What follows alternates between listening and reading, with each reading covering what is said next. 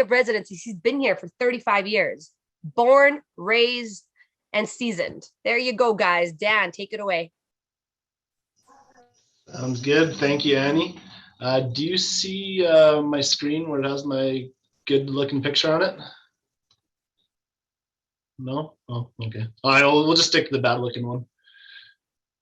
So as Annie said, so I'm Dan Shoemaker.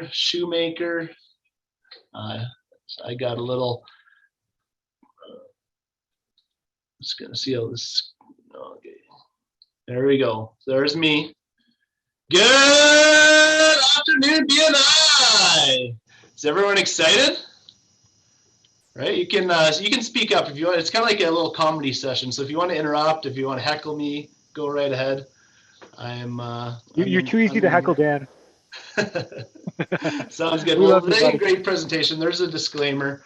I know Krista put a disclaimer saying that's being recorded, but they got a disclaimer in here for BNI. So, it's my own did it. So the views expressed in this presentation are not meant to offend any partner and not the views of BNI or Richfield Plumbing and Heating, but just Dan trying to spice up his presentation for entertainment purposes only. Content is for adults only, so please mute and turn off your screen if this may be an issue.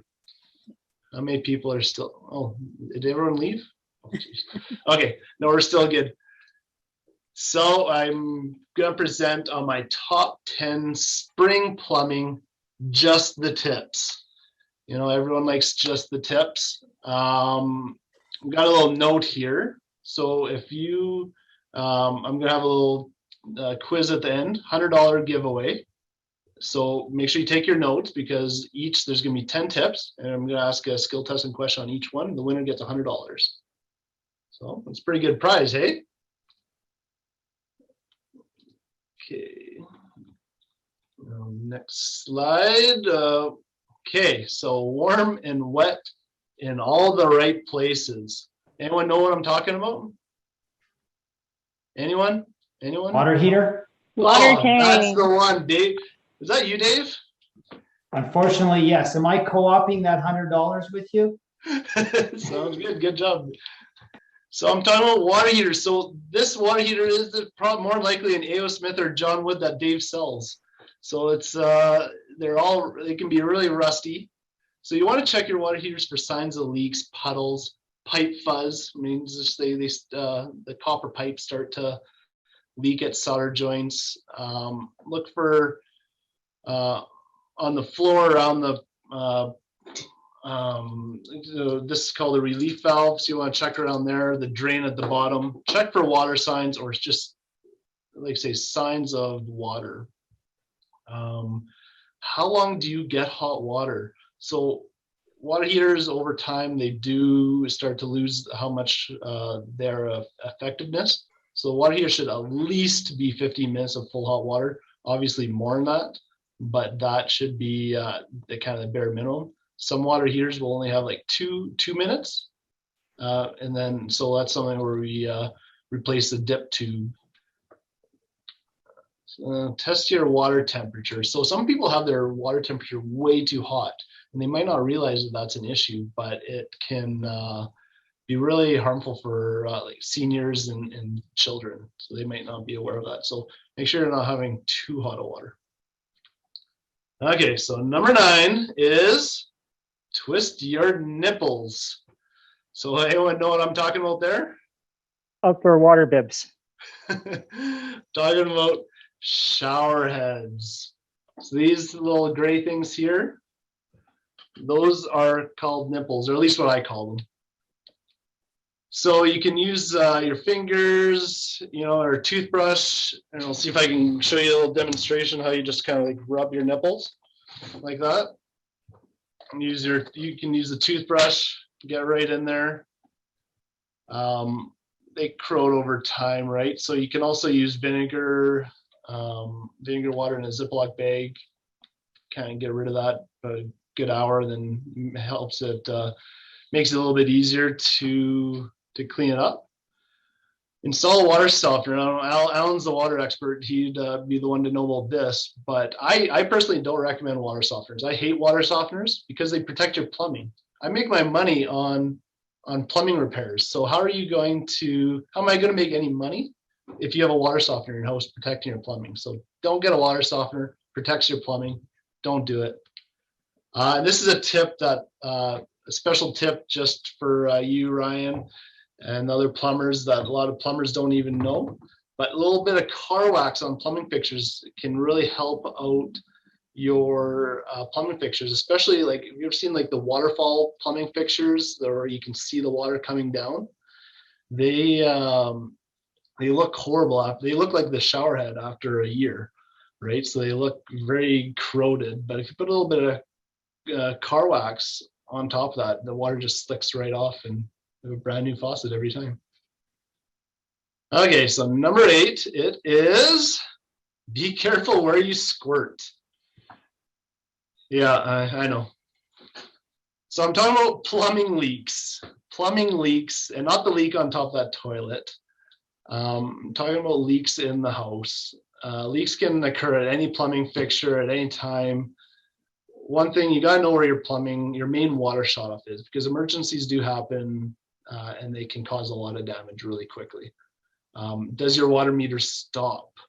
If there's a little dial on there, and if you're not using any plumbing and it's just slowly turning, either your toilet's leaking, something's causing water to spin. So you want to make sure that stops. And wasted water can cost lots of money. I've dealt with so many customers over the years where they've had $1,000 water bills. It's just unreal how they have a toilet in the basement that they didn't know that is just wasting a lot of water. Leaks can cost a lot of money in repairs. Restoration companies, they're around for a reason. Insurance companies know this, that they cost a lot of money. And I always recommend to almost all my customers is a device similar to this or this particular model. It's called a Flow by Moen. It's a smart water device. It is the only product that we install that does pay for itself over time. Between with the insurance rebates and just the water savings, it does pay for itself, and I highly recommend them. Okay, number 7, it is grab your balls. Okay, let me get my balls out here. Okay, I'm talking about sump pumps. So your ball on your sump pumps, and it's always good to be able to test your sump pumps, right? And there's a little ball right here. So what you got to do is you got to lift up your balls, or just one ball. Lift up. Oh, I don't know if you can really hear that, but you can actually hear the balls falling down. That actually turns on your sump pump. That's what you want to do. And there's 2 main styles of sump pumps. Most people have one that's similar to this. And you want to make sure it's not obstructed, hitting the wall or anything like that as well. You can also test your sump pump by plugging it in, kind of like the picture there that I showed. Most have the 2 plugs, and you plug it into the wall. You can unplug it and plug it back in. Okay. I'm not reading the comments, so if you're beaking me, I can't see them. Okay, number 6, clean your balls and hole. Sump pumps again. You got to make sure that your sump pump is clean. So I'll grab this again here. Over time, you see the picture there. They get really dirty and people don't pay attention. So you want to clean your sump pit and sump float. Got to clean it periodically. You can use a hose, spray it down. Make sure just clean it out. Inspect the barrel for debris and rocks. A lot of times some pumps see these little holes there. That's where the water sucks the water in. And they can get plugged up with it by rocks or just anything. So sometimes I'll just put a little block underneath the sump pump to make sure that it's not getting obstructed. don't eject in the wrong spot. You know, we've all been there. But, you know, I'm talking about the sump pump discharge, right? You don't want your sump pump discharge to be discharging in the wrong spot. And you definitely don't want to prematurely eject without knowing the final destination. You got to drain, make sure you're draining to an area, drain to an area with good lot grading away from properties, and avoid window wells and neighbors' properties. So a lot of the window wells, a lot of people in the fall cleanup, they are cleaning up their yards. They'll throw their hose into the window well. In the springtime, their pump turns on and floods their basement. So you got to be careful with that. And then check connections before turning the pump on. Before turning your pump on, you don't want to eject all over yourself. That is not a good scenario. It gets messy. Spelling bee. This really has nothing to do with plumbing whatsoever. It's just a little bit of potty humor. I know most of my presentations being pretty serious, so I want to kind of jazz it up a little bit. So butt cheeks is one word, but it's two words if you spread them apart. I know Annie's just laughing at my dad jokes there. Like, oh yeah, there you go. So that's my little joke. Is your pipe bulging? Right, the bulging pipe scenario. Talking about washing machine hoses, obviously. So washing machine hoses, you see the pictures there. If you have these little,